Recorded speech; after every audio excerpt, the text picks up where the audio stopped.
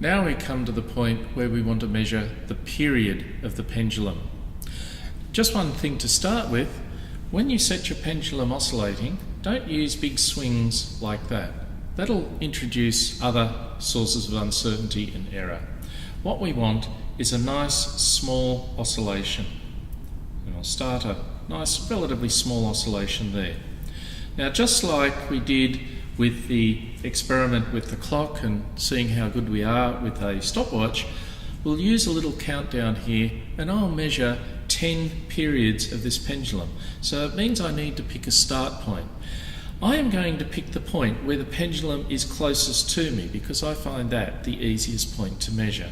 So we'll get ready and I'll give myself a little countdown to start, and we will go 3, 2, 1, 0, 1, 2, 3, 4, 5, 6, 7, 8, 9, 10.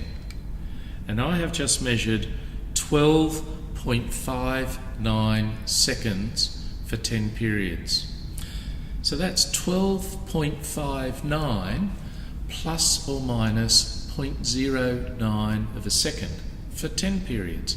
So that will be 0.1259 plus or minus 0.009 of a second for one period. So now we've seen how we can measure the length of a pendulum and estimate its uncertainty, the period of a pendulum and estimate its uncertainty.